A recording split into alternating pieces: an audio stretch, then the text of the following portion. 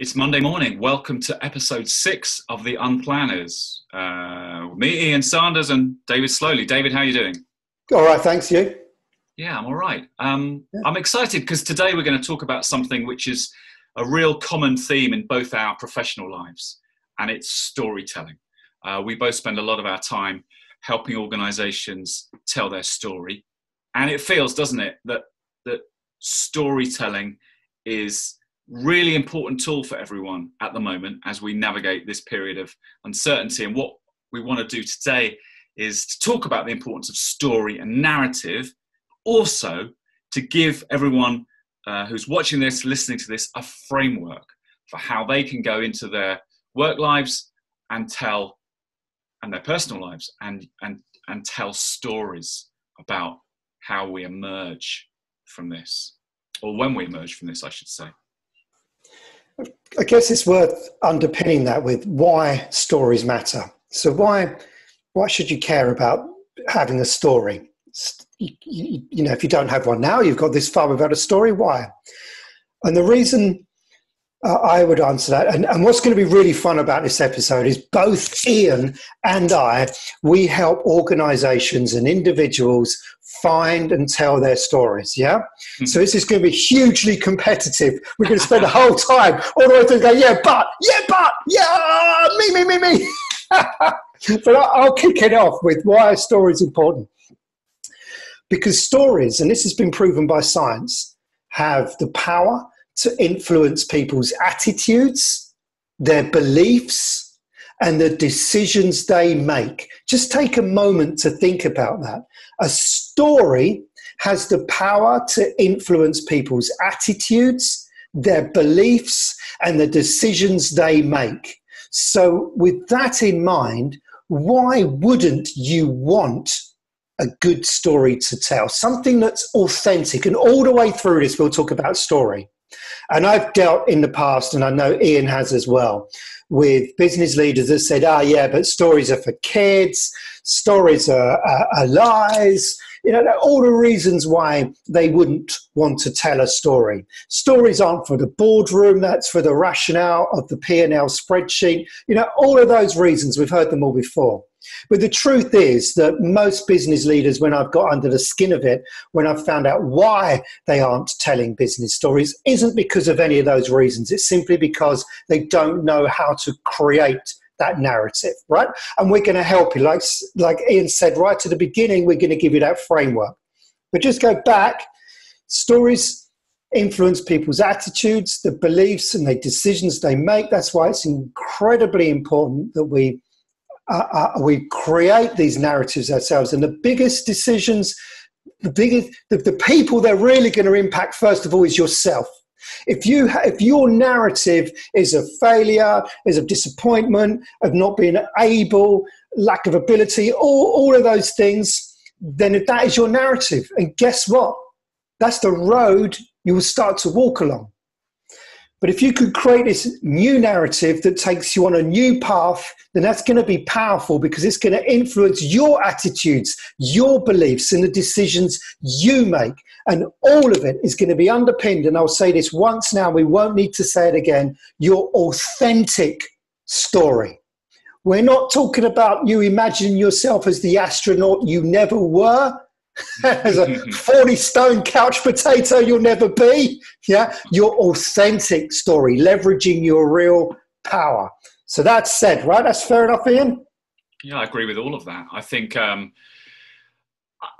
opportunity now, I've been talking to a lot of people in organizations who are thinking about what happens when we go back. And I have to put it like that because we don't yet know what that looks like. I was talking to someone last week at a huge global bank about what it looked like for their organization, maybe going back in waves, but knowing that it's going to be very different. And I was hearing from someone else about how his story is going to be very, very different.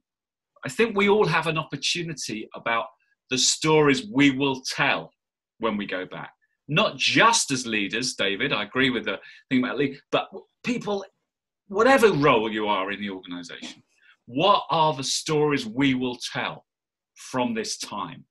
And a woman said to me, works at a publishing house, she said to me, she saw it a bit like the old war films that we might remember growing up. Those war films, told around the Second World War, of when the people go back home, the stories they tell about the battles and the experiences and all those kind of things. And I think I like that sense of bringing everyone together by that shared experience is what we've been through, and we'll all have different stories to tell.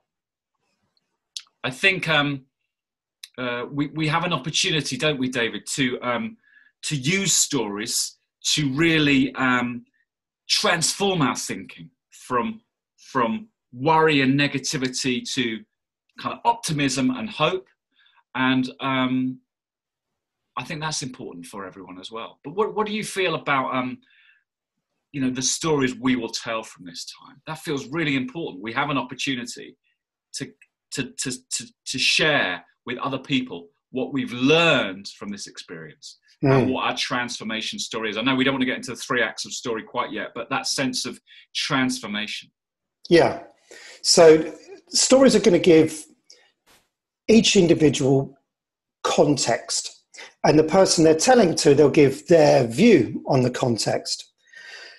And the other thing is it can also force your hand. If you are Xboxing and domino pizzaing all day, and I'm not suggesting that anyone watching this is doing that, then it's a wake-up call. What did I do during COVID? What have I done? Because there's still time. I was a couple of minutes late for the call because I ran up the road to get the neighbours some food. There's lots of people in all of our neighbourhoods who can't make it to the shops to get food. Now, that won't be my narrative.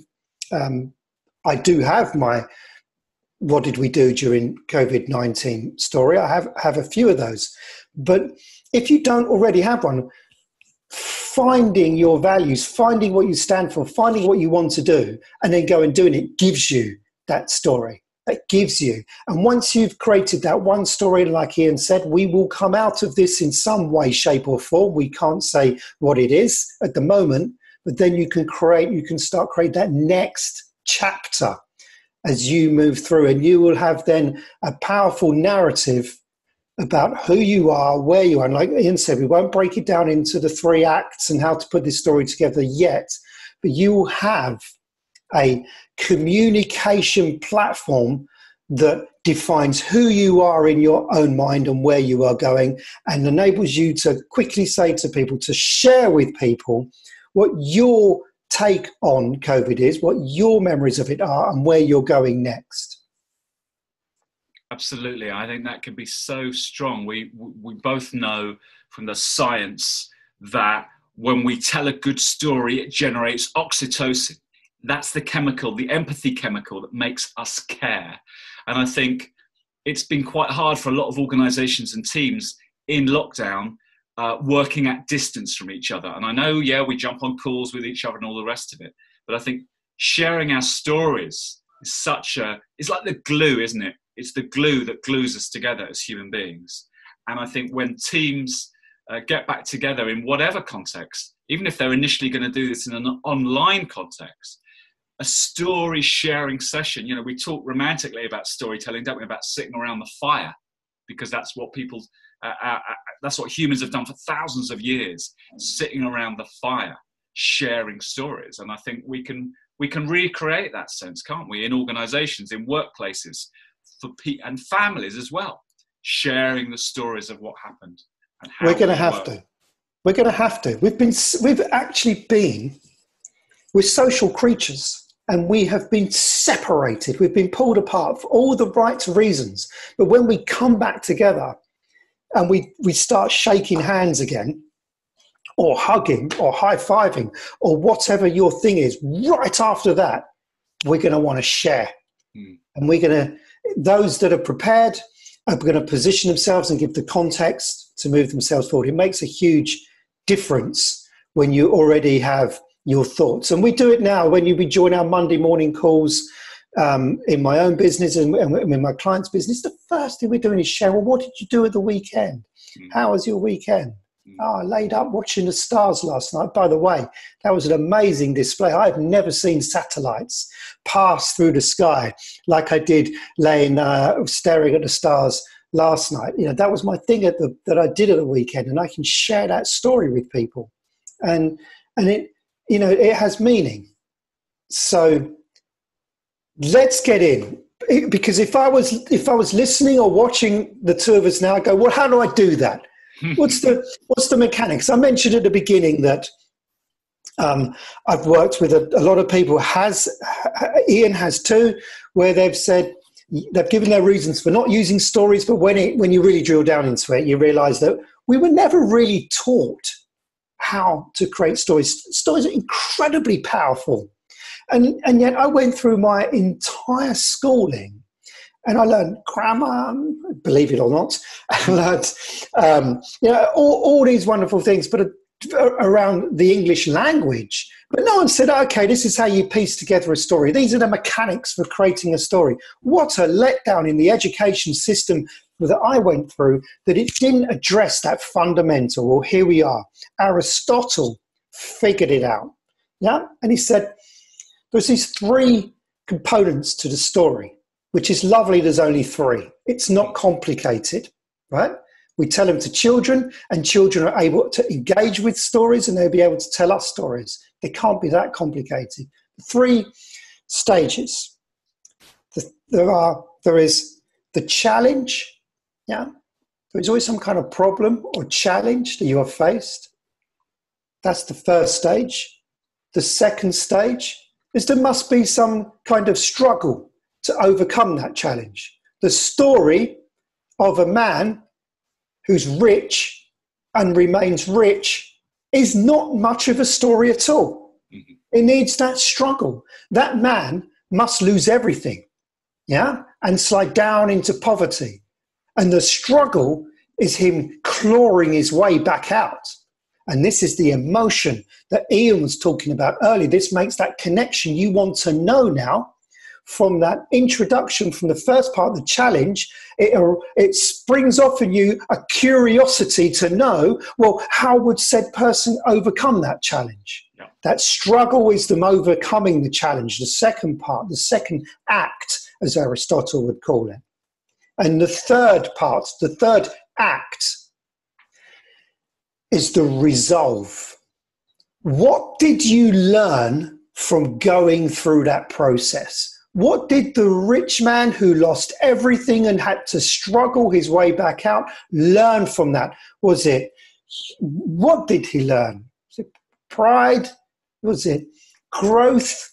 Was it techniques? And that resolve is really important. Most people that you hear tell you a story forget to add that bit. They just tell you the challenge and then they tell you the struggle, and then it kind of peters off and you're left sort of staring, wondering where this is all going. So the resolve is very important. 3 acts: the challenge, Act 1, the struggle, Act 2, the resolve, Act 3.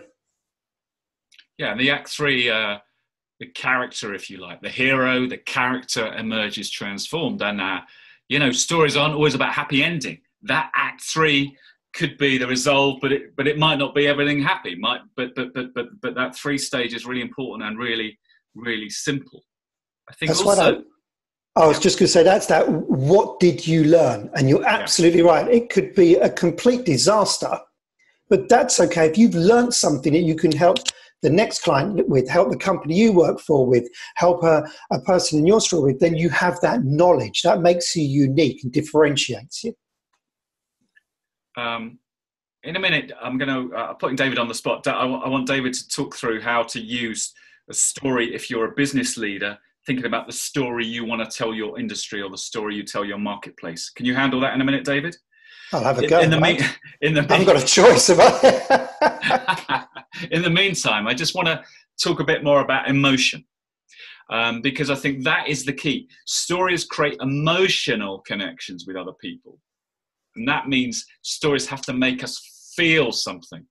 If we don't feel anything for the story, if we don't feel anything for the character, if we don't feel a sense of empathy, then it's just empty, it's hollow.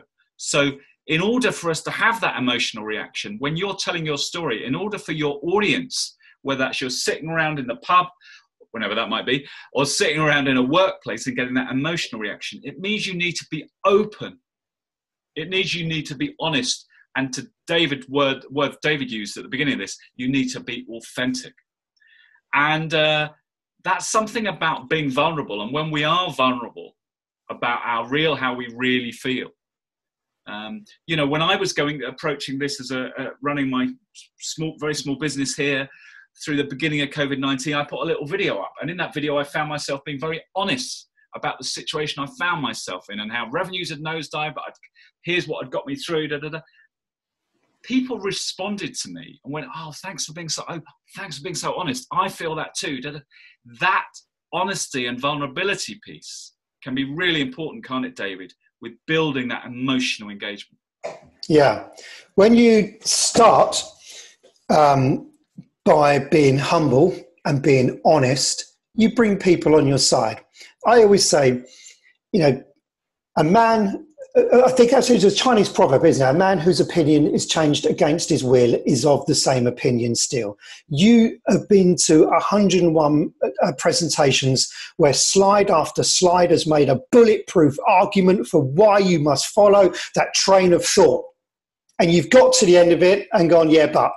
In your head, you may not have said it to the presenter. You don't want to offend everyone in the room, but in your head you went, yeah, but. Okay? If you want everyone to lower their guard, because you go in with the data, their guard's up, right? Here comes the data and they're punching it all the way. 83% of people say that. 46% of people did this. So, yeah, okay, I've got my Kung Fu data stance on and I'm ready for it. When you go in and you lower your guard and you are authentic, and I know Ian has done this, his Do lecture, I did this on the TED Talk, you walked right out there and you dropped your guard and you gave away something of yourself that is humbling, then your audience will drop their guard. And now you're all on the same level. And now you can tell them your story and you have their attention. And if you can bring feeling to that story, that honesty, then you don't only have their attention, you have created within them, you're blossoming this power to influence their decisions, their attitudes. It's there because as soon as you create feeling, you are creating emotion. And however rational we all think we are, the real decisions we make in life, we make emotionally. And I raised this at a meeting and someone put a hand up and said, no, we don't. We make them rationally. And it got me thinking, well, let's look at some of the big decisions we make in life, our career choices. Was your career choice rationally planned out when you were 16 years old? Really? And you followed that to the T? Right. Okay. What about some of those bigger decisions we make in our lives? What about the home you live in? Was that a rational purchase? Did you walk into that house, measure the floor, look at the light coming in the windows, the distances to everything, to say, this technically is a house that will suit our needs. We will make an offer on this house. Or like me, did you walk and go, oh, this feels good? Back to what Ian was saying. How does it make you feel? Yeah. The biggest purchase you'll ever make in your life, you made it and how you feel. Okay. Let's go for the biggest decision you're really going to make. The partner that you live in that house with. Was that a rational decision? Well, it couldn't have been, right? Because otherwise you'd have had to have dated the entire planet to be sure. And you didn't do that. So it couldn't have been rational, it was emotional. And you listen to the language we use when we've met someone, it's like, oh, they're my better half. Oh, they're my yin to my yang. Oh, we just get on. Oh, we clicked. All the things that you will not find in a rational debate. And they are the real big decisions. The story, the narrative, the feeling, incredibly powerful. That is what it's all about. Absolutely. I know I've got too much to add to that. I mean, just anecdotally of how this manifests in the workplace. One of my favorite things that I've done in the last few years is run an away day where I've got teams sharing their personal stories, David. And I've probably told you a couple of these stories, but it was the one time that always sticks in my mind that I did was a couple of years ago for a team of 60 people. And in the afternoon, I taught them the 3 acts of a story that we've just been talking about. And then the evening, I got them all telling the story of how they got to here. So that was the story. Tell a story of how you got to here. And I went first. So I was vulnerable first. And to David's point, when you're vulnerable first, people drop their guard and follow through. And we had some amazing stories that tumbled out in that room. Stories of dealing with adversity, being a guy who'd been really bullied at school. It was really hard listening to him talking about that experience, but how that had given him a resolve in the workplace, how that had given him a spirit. People talking about losing their job in the 2008 crash and all these things. By the end of that evening, it went on over, it ran over time. But by the time we ended up in that country hotel, just 60 minutes south of London on a November evening, everyone had told a story. It was like that level playing field. Everyone had told a story, and most people had told a story of overcoming a struggle and being vulnerable. And what happened on day 2 of that away day, when there were people working together, was they really lent in because they remembered the stories that had been told the evening before. And even though these were colleagues that maybe they'd known for quite a while or worked with for quite a while, or in some cases hadn't known each other that long, it was different. Now they knew those real personal stories behind those people. It united them. It builds team spirit. And once those things have come out, we look at people differently. We look at people differently. So David's point about humble. When we're humble, when we're open, when we're vulnerable, when we're honest. And we all know that as human beings, and you put that in a professional context, you put that in a workplace, and it changes everything, doesn't it? It changes our emotional reaction, changes how we perceive other people. So look, I know I put you on the spot and said you're going to help us think about stories of business leaders changing perceptions of in that industry and market. Have you got any thoughts on that? And I'll put you on the spot a bit. Thanks for putting me on the spot, Ian. That's fine. I like, nothing gets the juices flowing like being backed into a corner, right? So a typical story, a leader, a business owner, a boss may need to tell when the lockdown is lifted is going to be one about how they are going to rebuild the organization, the company. Many companies, unfortunately, won't be ahead on whatever they had in their business plan for this year. And for some, they would have chunked away at any war chest they had, borrowed everything they could, furloughed people, lost a lot, but they want to come back fighting. So this is a framework I'm going to give you now that you could consider when you're standing in front of the 3 or the 10 or the 50 or the 2,000 people that are now looking to you for the continuation of paying their mortgage, okay, eating another meal. What are you going to say to them that's going to inspire them and give them the confidence to go out and make it happen? If you walk out on stage and say, well, it's all been a bit bad for everyone, and hopefully we'll see how we get, well, I won't say too much. We'll just see how we get on, shall we? Your best people have 1 foot out the door before you've got to the end of your sentence. Your worst people are just hanging on by their fingertips and going to keep their head down and just see how long they can collect a salary for. You've got to go out and inspire and make a difference. You have no choice. So the framework I'm going to give you here is one for a vision story. What has happened has happened. And you can tell that story as many times as you like, but it's done. The vision story, well, what you're now doing is you're creating the image, you're creating the new narrative in the minds of everybody of where we go now. And it starts very simply. You're going to fill in the rest yourselves, but I'm going to give you the opening line. I want you to imagine. The moment you say that, 5 little words, I want you to imagine. You have everybody's attention, okay? Because you're not asking anyone to do anything other than imagine. Imagination takes place inside my own head. I want you to imagine. We are 3 months from here. We are recruiting.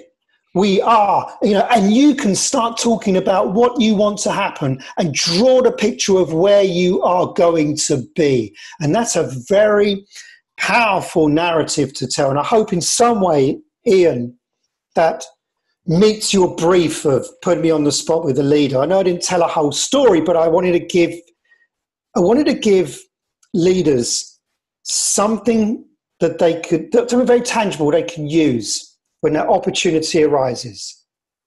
The vision story. I want you to imagine.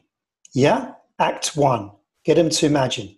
Act 2, the struggle. How are we going to get to what you want to imagine? And Act 3, rather than just this resolve, what did we learn on that journey, because we haven't been on that journey yet, in that final act, draw the picture incredibly clearly, shine an arc spot lamp right on it so there is no doubt what you see. Practice that so there's an incredible amount of clarity around it. There is nothing worse than miscommunicating your vision story. Keep it simple, keep it very clear. You should be able to walk up to anyone after you've told that and say, what are we trying to do? And their eyes light up. And with enthusiasm, they can just tell you the last bit of the story you told them. We are going to X. We are going to do this. We are going to achieve that. And you will instill within them the same amount, or at least some of the enthusiasm that you apply when you share it. If you're not excited about your vision, don't expect anyone else to be. That's very good advice. If you're not excited by your vision, if you're not excited by your story, if you don't feel anything here, no one else is to. I love that. You're very good at improv. We both are. There's a very good answer. I like that. I think the only thing I'd overlay on that is I think the power of painting your vision story and going out with your vision story is about getting everyone on board. It's about taking people with you. It's about inspiring hope and optimism and some of those things we've talked about on previous episodes. What it also does, de facto, is it releases what's called discretionary energy. This idea that for a workforce, for employees working in an organization, they're working at pace, they're doing what they can do, but we've all got this thing called discretionary energy, which is the extra energy we apply to go the extra mile where we feel motivated to emotionally. So if we're really passionate about playing squash or going cycling or going for a run, we put discretionary energy into that because we feel fired up and we love that. When the vision story that David's just outlined works, what's wonderful is that people in an organization go the extra mile. They release that extra discretionary energy. They work even more at pace because they've got something to head towards. They bought into the vision that the leader imparted when she stood up on stage or when she did her call, all hands call, or whatever she did. And when that leader did that, they want to be behind her. If the vision story is strong enough, they want to engage. They want to go to that act 3. They want to go to the stage 3. They want that happy ending. And that discretionary energy is so important, but it can't be, you're never going to release discretionary energy by a spreadsheet alone. But if you tell that story, that's super powerful, right? Yeah. Go the extra mile. Hell yeah. I told you I was taking hell yeah from the previous episode. And I think on a personal level, it's funny that we should be talking about this today because we don't overplan these sessions. But it's funny. I was telling David that I put something up on Instagram. I'm at Ian Sanders if you want to follow me on Instagram this morning, which was the stories we tell ourselves, which is finding this old notepad for those of you who are watching rather than listening. And on the left, I'd put some statements, and on the right, I'd put a different take on them. So on the left, I've got this statement. My work is a struggle. I don't even know what's coming next. Now, this was me in a former, a few years ago in my work life when maybe I'd got a bit stuck, I found in this notepad. On the right, I'd reframed this story from a story of struggle to, I love uncertainty. I'm an explorer, adventurer, conquering new territories. I can do this. I'm good at it. And it's that reframing. It's that reframing of struggle I've got another one here on the left. It says, I don't know what I'm doing. I've never done this before. And on the right, it said, it energizes me. How exciting. I'm living life to the full, learning, adventuring, embracing the new. And just think about reframing our story. It doesn't just change what others think about us. It changes what we feel about ourselves, as David said at the beginning, and as David said a couple of episodes ago when we were talking about mindset. If you're going to always be thinking, oh, my work life's a struggle, it's really hard, I don't know what's coming next, you're going to have this mindset. But if you go, how exciting, I don't know what's coming next, you change your story and the story you tell. Instantly, I feel different about it. I feel energized, I feel positive. And that's infectious, isn't it? Storytelling is infectious. So perhaps not the best choice of words right now, talk about things being infectious. But that is the thing about story, is about it's about how we feel. And it's not just about how audience feel, it's about how we feel about our own stories. So we're kind of storytelling experts, right? That's how we both set our stall out. I know at the end of each episode we like to say what we've learned from it. I'm just trying to think what I've learned from this one. I must have learned something. I've learned that that's no surprise. I've learned you're very good at being put on the spot, but I think I would have known that anyway. But any reflections on something you've learned from today? I'm glad you covered and talked about reframe. I think we must never underestimate the power of reframing. It's easy to just, it's just a word. What you're saying, just think about it differently. But the human brain really can't tell the difference between what we imagine and what is really happening, right? So when you reframe something, your brain just goes, oh, well, that's what's happening then. That's what's going on. And then the dopamine, all this good stuff can start happening. So reframe for me, I'm going to practice some reframing this week. Actively practice. Well, look, I realise what I'm taking away. I love David's articulation of the vision story. And I love this thing, which, I want you to imagine, ... I think that's super powerful as a starting point.